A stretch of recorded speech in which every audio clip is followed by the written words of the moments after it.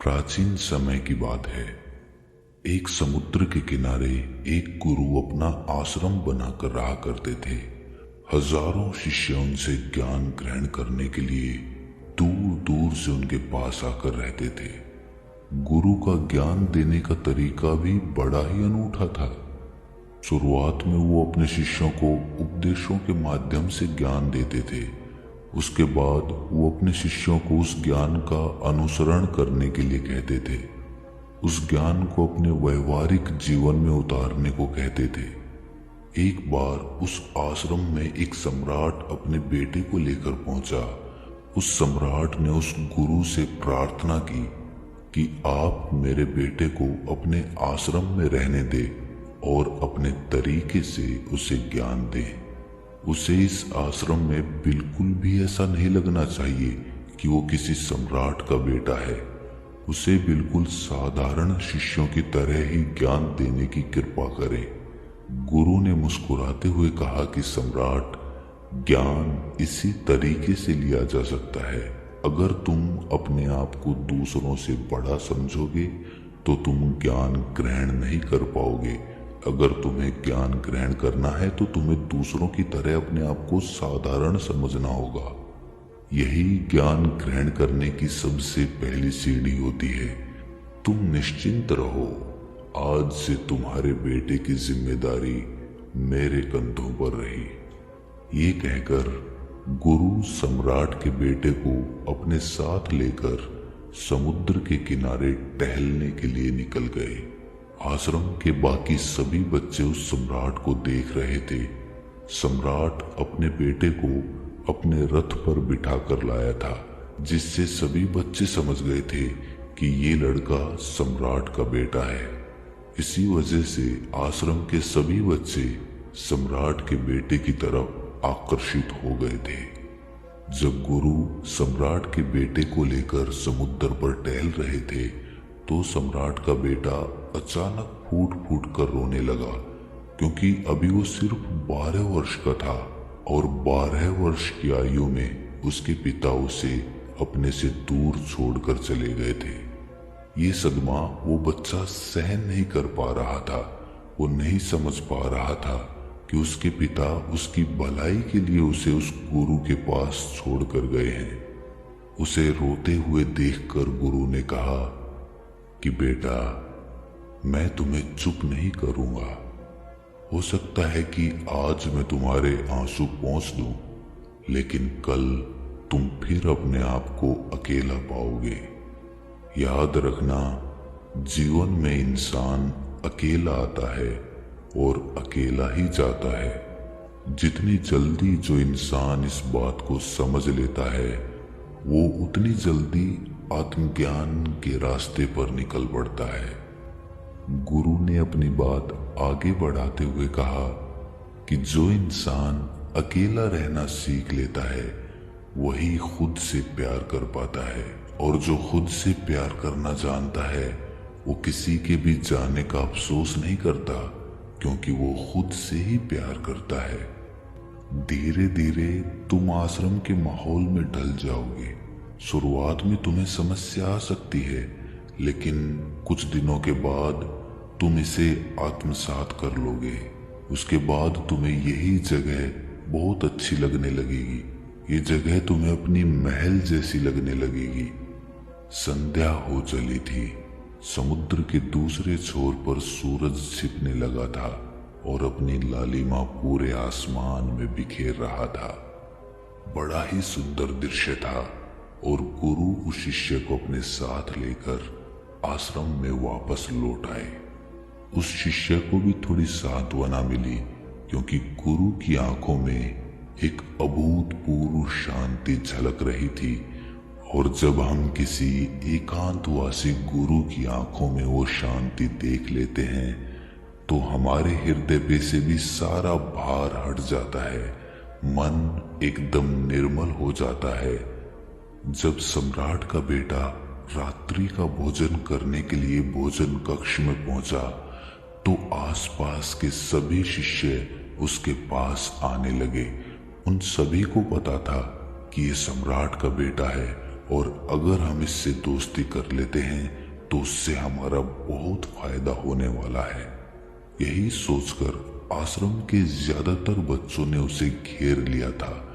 बस कुछ बच्चे जो अकेले रहने का महत्व समझते थे, जो दिखावे में विश्वास नहीं करते थे, वो उस सम्राट के बेटे के पास जाने की बजाय अपना पूरा ध्यान खाने पर लगा रहे थे और एकांत में बैठकर अपना भोजन कर रहे थे।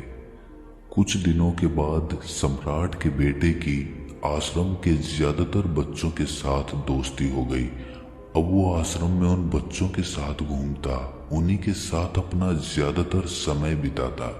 आखिरकार सम्राट का बेटा था, सुख सुविधाओं में पला बढ़ा था।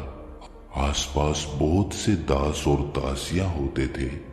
आसपास अपने मित्रों से घिरे होना, वही दिनचर्या उसने इस आश्रम में भी अपना ली थी। ऐसा नहीं था कि गुरु को ये सब पता नहीं था, पर गुरु उसे अलग तरीके से ज्ञान देना चाहते थे। बच्चों को ज्ञान आप उपदेश देकर नहीं दे सकते, उन्हें साक्षात्कार कराना पड़ता है। उसके बाद उन्हें वो बात समझ आती है जो आप समझाना चाहते हैं। गुरु को ये बात पता थी कि अगर मैं इसे बोलकर बताऊंगा तो ये कभी समझ नहीं पाएगा। मुझे इसे दिखाना पड़ेगा, इसे एहसास कराना पड़ेगा कि अकेले रहने से ही तुम अपनी शक्तियों को जान पाओगे। ये सीख देने के लिए गुरु एक दिन उस शिष्य को अपने साथ एक पहाड़ी की चोटी पर ले गए।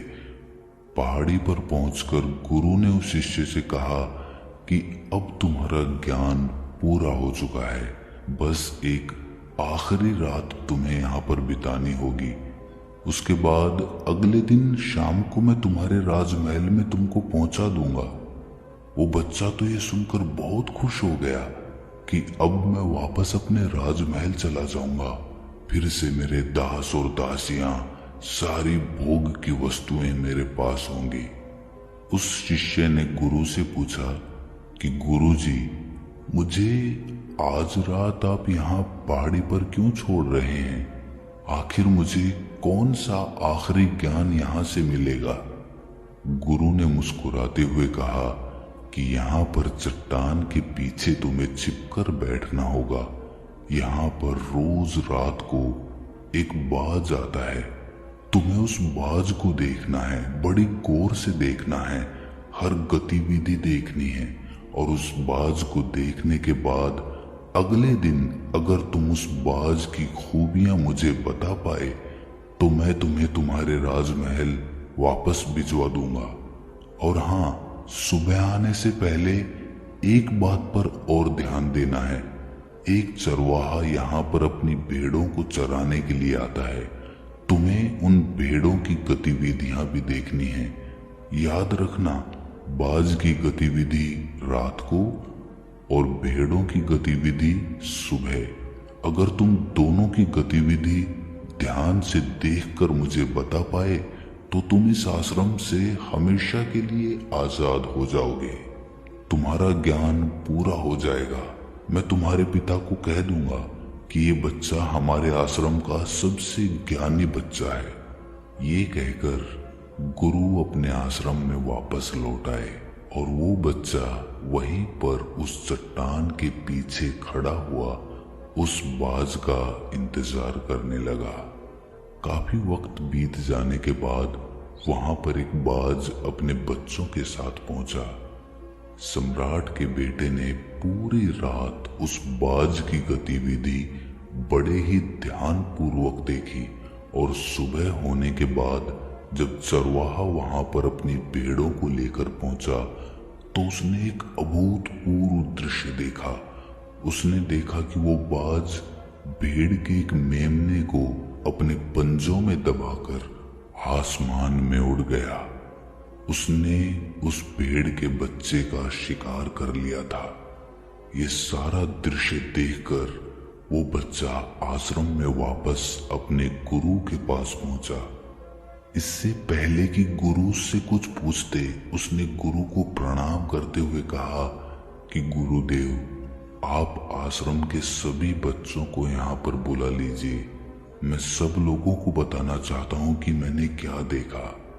जब आश्रम के सभी बच्चे वहां पर पहुंच गए तो उस सम्राट के बेटे ने कहना शुरू किया कि मैंने अपने जीवन में बहुत से पक्षियों को देखा है, लेकिन बाज उन सभी पक्षियों में से सबसे अद्भुत और सबसे अलग होता है। उदाहरण के लिए एक तोता हम सभी ने देखा है। तोता बोलता तो बहुत है लेकिन कभी ऊंचा नहीं उड़ पाता, लेकिन एक बाज जो कि हर समय शांत रहता है वो आकाश को भी छू सकता है। उसमें आकाश को भी छू लेने का सामर्थ्य होता है। जब भी एक बाज अपने शिकार को निश्चित कर लेता है तो वो उसी शिकार पर अपनी नजरें गड़ाए रहता है, चाहे वो कितनी भी ऊंचाई पर क्यों ना हो, चाहे कितना भी बड़ा तूफान क्यों ना आ जाए, लेकिन उसकी नजर हमेशा अपने लक्ष्य पर स्थिर रहती है। आज सुबह जिस बाज को मैंने देखा उसने हर भेड़ को अपना शिकार नहीं बनाया, बल्कि उस भेड़ों के झुंड में से उसने उस भेड़ के मेमने को अपना शिकार बनाया। उस बाज की तरह हमें भी अपना ध्यान अपने एक ही लक्ष्य पर स्थिर रखना चाहिए। चाहे कितनी भी अड़चने क्यों ना आए, हमें अपना लक्ष्य स्पष्ट दिखाई देना चाहिए। 10-20 अलग अलग लक्ष्यों में अपनी ऊर्जा बर्बाद करने की बजाय हमें किसी एक लक्ष्य पर पूरी एकाग्रता के साथ ध्यान देना चाहिए। तीसरी बात जो मैंने उस बात से सीखी और जो हम सभी को सीखनी चाहिए वो ये है कि बाज कभी भी दूसरे पक्षी के साथ नहीं उड़ता, वो हमेशा आकाश में अकेला उड़ता है।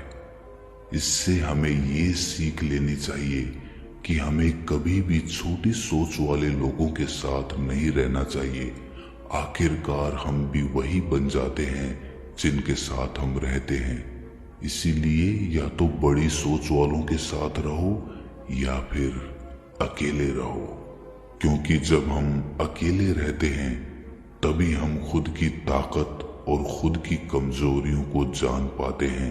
कमजोरियों को जानकर उनको दूर कर सकते हैं और अपनी ताकत को जानकर उसका सही इस्तेमाल कर सकते हैं। लेकिन वो तभी संभव होगा जब हम अकेले रहना सीखेंगे। चौथी सीख जो हमें एक बाज से लेनी चाहिए कि एक बाज हमेशा अपनी सीमाओं से ऊपर उठकर उड़ता है। जब तूफान आता है तो हर एक पक्षी अपने घोंसले की तरफ भागता है, खुद को छुपाने की जगह ढूंढता है, लेकिन बाज ऐसा कुछ भी नहीं करता। वो खुद की सीमाओं को तोड़कर बादलों से भी ऊपर उड़ने का प्रयास करता है। हवाएं उसे थपेड़े मारती हैं, पंख उसके भारी हो जाते हैं, पानी और धूल की वजह से उसे कुछ दिखाई नहीं देता, लेकिन वो फिर भी आसमान की तरफ उड़ता रहता है और अंततः बादलों से भी ऊपर निकल जाता है और वहां तब तक उड़ता रहता है जब तक मौसम ठीक नहीं हो जाता। अपनी सीमाओं को सिर्फ इसीलिए तोड़ पाता है क्योंकि वो समस्या के आने पर उससे घबराता नहीं है, उससे डरकर बचने का प्रयास नहीं करता, बल्कि एक सकारात्मक नजरिए के साथ उसका सामना करता है। जीवन में चाहे कितनी भी अड़चने क्यों ना आए, हमें उन अड़चनों से लड़ना चाहिए, ना कि उनसे डरकर कहीं छिपकर बैठना चाहिए। बहादुर तो वो लोग होते हैं जो तूफानों से टकरा जाते हैं। कायर तो अपने घर में, अपने घोंसले में अपनी जगह ढूंढकर बैठ जाते हैं। पांचवी बात जो हमें एक बाज से सीखनी चाहिए कि बाज कभी भी अपने घोंसले में घास के कोमल तिनके नहीं रखता। जो तिनके कोमल होते जाते हैं वो उन्हें निकाल कर फेंकता रहता है। उसी तरह चाहे कितनी भी आरामदायक जिंदगी आपको मिली हो, लेकिन उस आराम से ऊपर उठकर अपने आलस्य को तोड़कर जीवन में मेहनत करते रहना चाहिए। जीवन में पसीना बहाना चाहिए, शारीरिक मेहनत करनी चाहिए। अपने घोंसले से कोमल तिनके उठाकर फेंक दो और आज ही अपने आलस्य को तोड़कर निकल पड़ो। हर दिन अपने आप को चुनौतियां दो, हर दिन मुश्किलों से लड़ो, क्योंकि वही मुश्किलें तुम्हें मजबूत बनाएंगी। जंगल के राजा शेर को भी झुंड बनाकर शिकार करते हुए देखा जा सकता है, लेकिन बाज हमेशा अकेला शिकार करता है, क्योंकि वो जानता है कि भीड़ हौसला तो देती है मगर साहस छीन लेती है। आदमी को हमेशा अकेले ही आगे बढ़ना होता है। यही कारण होता है कि वो जल, थल और नभ सभी जगहों पर अपने शिकार का परचम लहरा सकता है। बाज की उम्र लगभग 70 साल की होती है, लेकिन 40 साल में ही उसका शरीर बूढ़ा हो जाता है। नाखून उसके पैरों में धंसने लगते हैं, पंख उसके शरीर में चिपक जाते हैं, उसकी चोंच मुड़ जाती है, उसका शरीर भारी हो जाता है। ऐसी स्थिति में शिकार करना तो क्या, उड़ने की भी हालत नहीं रहती उसकी। ऐसे में उसके पास सिर्फ 2 विकल्प होते हैं। पहला, या तो वो खुद की इस अवस्था को स्वीकार कर ले और भूखा प्यासा मर जाए, या किसी दूसरे जानवर का शिकार बन जाए। और दूसरा विकल्प ये होता है कि वो 6 महीने एक बहुत ही दर्दनाक प्रक्रिया से गुजरे और खुद को फिर से पहले जैसा मजबूत बना ले। लेकिन बाज तो बाज है, वो दूसरा विकल्प चुनता है। इसके लिए वो खुद को एक बहुत ही ऊंचे पहाड़ पर ले जाता है, जहां वो पहले अपनी चोंच से अपने सारे पंख खींच खींच कर उखाड़ देता है और फिर चट्टान पर पैर मार मार कर अपने पंजे तोड़ देता है। उसके बाद उसी चट्टान पर अपनी चोंच को पटक पटक कर तोड़ देता है और इस लहूलुहान अवस्था में खुद को दूसरे जानवरों से छुपाता फिरता है। अगले 6 महीने तक वो इसी दर्दनाक प्रक्रिया से गुजरता है और इंतजार करता है नई चोंच, नए पंख और नए पंजों का। तब फिर वो अपनी नई जिंदगी शुरू करता है और निकल पड़ता है अपने शिकार पर, और अगले 30 सालों तक फिर से राज करता है। इसीलिए समय आने पर हमें भी अपनी पुरानी आदतों को छोड़ना पड़ता है और कुछ नया सीखना पड़ता है। समय के साथ बदलना पड़ता है, अपने आप को तैयार करना पड़ता है, वरना हमारा भी शिकार हो सकता है, हम भी पीछे रह सकते हैं।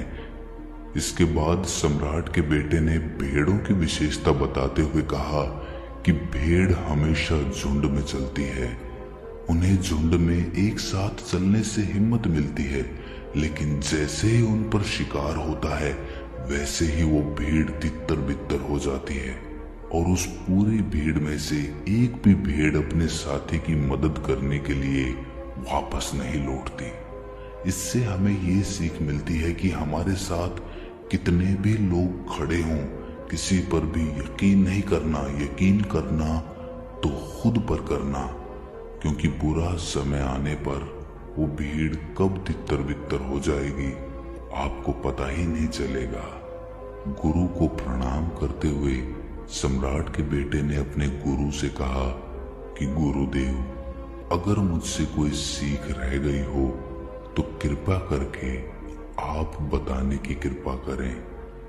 गुरु ने सभी बच्चों को संबोधित करते हुए कहा कि ये सभी बातें जो अभी इस बच्चे ने बताई है सब सही है, लेकिन ये सारी खूबियां आप लोगों में तभी पैदा हो पाएगी जब आप अकेले रहने का अभ्यास करेंगे।